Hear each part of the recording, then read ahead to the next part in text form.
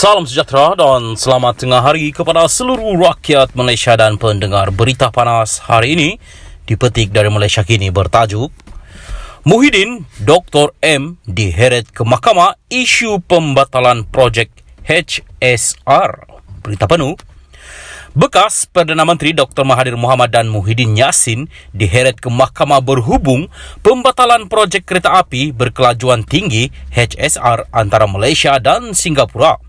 Warga negara Malaysia Muhammad Hatta Sanuri memfailkan writ saman menyasarkan 2 bekas Perdana Menteri itu dan 3 yang lain bagi memulihkan projek itu serta menuntut mereka membayar pampasan RM1 juta ringgit kepada setiap warga negara Malaysia.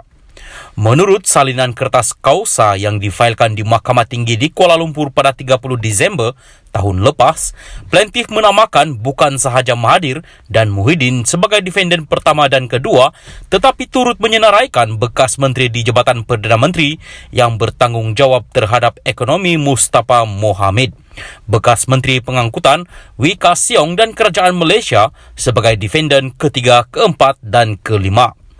Hatta menjadi tumpuan sebelum ini berhubung tindakan undang-undang terhadap kerajaan di Mahkamah Keadilan Antarabangsa ICJ yang menganugerahkan kedaulatan Singapura ke atas Petra Branca, Pulau Batu Putih. Tindakan undang-undang itu gagal. Bagaimanapun, lelaki berusia 46 tahun itu membuat rayuan berhubung perkara ini di Mahkamah Rayuan. Menurut kenyataan tuntutan tindakan terbaru yang dilihat Malaysia Kini, Hatta mendakwa Mahathir cuai dan melakukan kesalahan penyelewengan dalam jawatan awam apabila Perdana Menteri ketika itu membuat keputusan untuk menangguhkan projek HSR pada 5 September 2018 yang didakwa mengakibatkan Malaysia membayar pampasan RM46 juta kepada Singapura pada 30 Januari 2019. Minta maaf.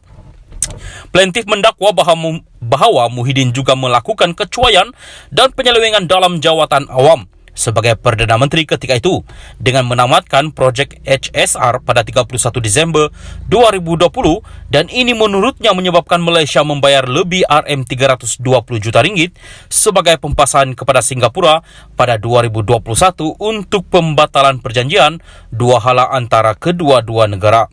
Sebelum ini, pada 1 Januari 2021, media melaporkan kenyataan media bersama oleh Perdana Menteri ketika itu Muhyiddin dan Perdana Menteri Singapura Lee Hsien Loong berhubung pembatalan projek HSR. Hatta mendakwa Mustafa juga cuai dan melakukan penyelewengan dalam jawatan awam berhubung penangguhan projek itu. Dan Wee juga didakwa sama cuai dan melakukan penyelewengan dalam jawatan awam berhubung pengurusan projek itu. Plaintiff mendakwa bahawa antara kerugian yang dialami oleh semua rakyat Malaysia berikutan penamatan projek HSR adalah hilangnya keyakinan pelabur asing terhadap negara, kehilangan 70,000 pekerjaan berpotensi bergaji tinggi daripada projek itu, kehilangan peluang untuk memperoleh keuntungan RM70 bilion daripada pembinaan operasi HSR serta lebih RM366 juta kerugian akibat Malaysia membayar pampasan kepada Singapura.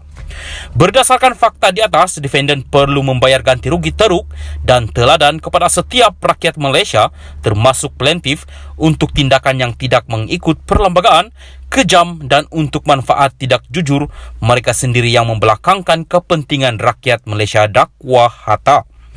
Melalui tindakan undang-undang sekarang, plaintiff memohon beberapa relief, antaranya pengisytiharan untuk menarik balik pembatalan projek HSR.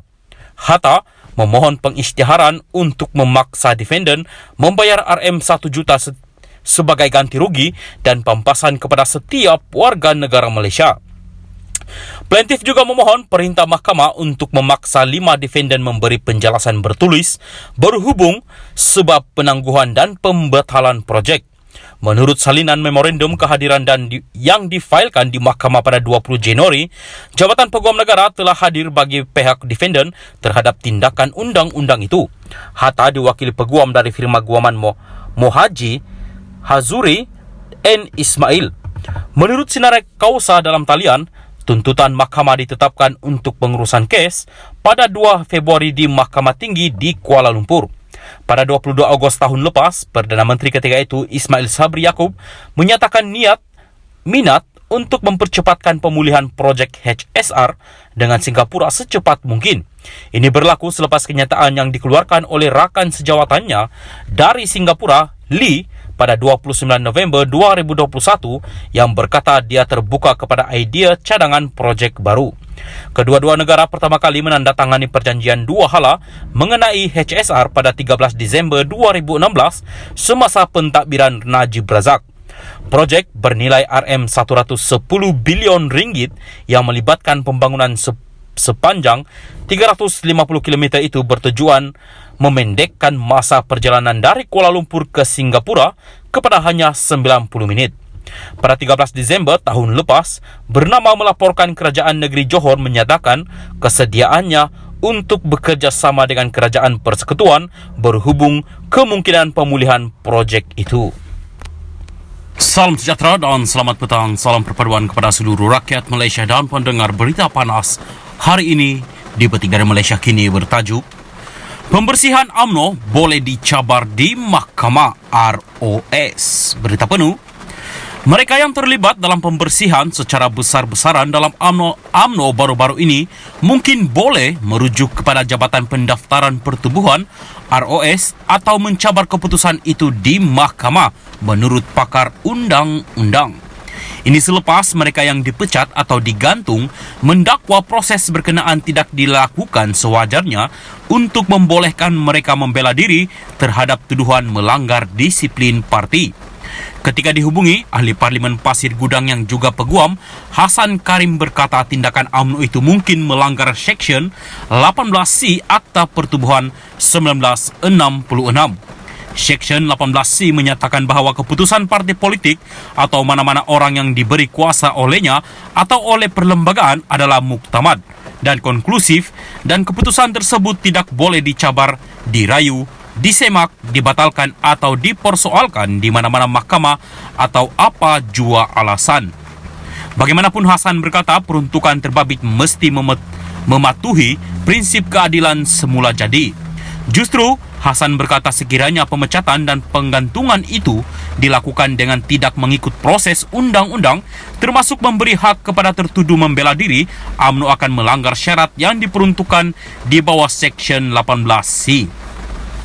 Ketetapan kepimpinan UMNO ini akan jelas bertentangan dengan syarat yang diperuntukkan di bawah Seksyen 18C yang menekankan keputusan mesti mengikut tafsiran perlembagaan, peraturan atau peraturan UMNO. Keputusan sewenang-wenangnya, UMNO yang bertentangan dengan Seksyen 18C boleh dicabar di mahkamah dan ROS boleh campur tangan jika ada aduan yang difailkan oleh ahli UMNO, katanya kepada Malaysia Kini. Jumaat lalu, beberapa pemimpin kanan UMNO dipecat termasuk bekas ketua pemudanya Khairi Jamaluddin. Bagaimanapun Khairi mendakwa pemecatan itu tidak dilakukan tanpa melalui proses sepatutnya. Bekas Ketua Penerangan UMNO Syahril Hamdan yang bekas Ketua UMNO Teberau Mualizan Bujang antara yang digantung selama 6 tahun juga mengatakan tidak diberi sebarang ruang untuk membela diri melalui jawatan kuasa disiplin. Naib Presiden UMNO Ismail Sabri Yaakob juga mendakwa proses penggantungan dan pemecatan itu cacat dengan menyatakan jawatan kuasa disiplin parti tidak pernah menasihati Presiden UMNO Ahmad Zahid Hamidi untuk mengambil tindakan sedemikian. Bagi Peguam Nizam Bashir pula, dia berpendapat pilihan yang ada pada mereka yang terlibat adalah untuk menyaman parti itu di mahkamah.